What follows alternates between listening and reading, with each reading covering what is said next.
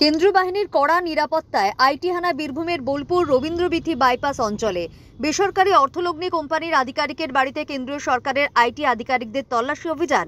আনারুল ইসলাম বীরভূমের লাভপুরের ঠিবা অঞ্চলে কাজীপাড়া গ্রামের বাড়ি। কোটি কোটি টাকা সাধারণ মানুষের কাছে তোলার অভিযোগ রয়েছে তার বিরুদ্ধে। এলএফসি বুকিং প্রাইভেট লিমিটেড নামে চিটফান্ড কোম্পানির নামে কোটি কোটি টাকার প্রতারণা। আনারুল ইসলামের বাড়িতে কেন্দ্রীয় এজেন্সির আধিকারিকরা তল্লাশি অভিযান চালায়।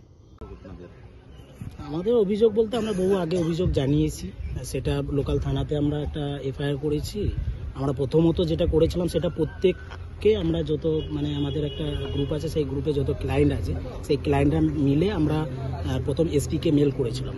প্রথমত আমরা থানাতে কিছু এফআইআর কপি দিতে যাই, তখন এফআইআর কপি অ্যাকসেপ্ট করে নিই, পরে আমরা সেটাকে থানাতে মেল করেছিলাম।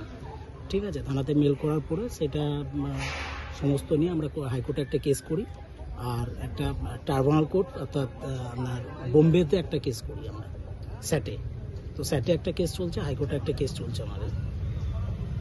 কেন হঠাৎ করে কি কারণে কেস করেছিলেন?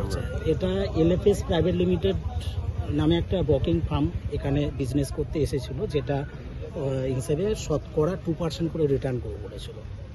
যেটা শতকরা 2% রিটার্ন করবো বলেছিল, সেটা আপনার ওই 23শে জুন মাস থেকে ব্যাপারটা স্টপ হয়ে যায়। তখন মানুষ বুঝতে পারে যে এটা ফ্রড হচ্ছে।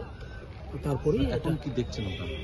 এখন বলতে বহুদিন থেকে এই যে এমডি আনারুল ইসলাম, যে নিজেকে এলএফএস প্রাইভেট লিমিটেডের ডিরেক্টর বলতেন, সে বর্তমানে নেই এখানে। ঠিক আছে, সে পালিয়ে গেছে। ইভেন এখানে আপাতত যেটা দেখেছি, আমি সকাল থেকে এসে দেখলাম যে ইডি এসেছে, আর তল্লাশি চলছে, অফিসাররা ভিতরে আছে, তল্লাশি করছে। আমরা এখানে আছি, দেখছি কি। তোমার নাম?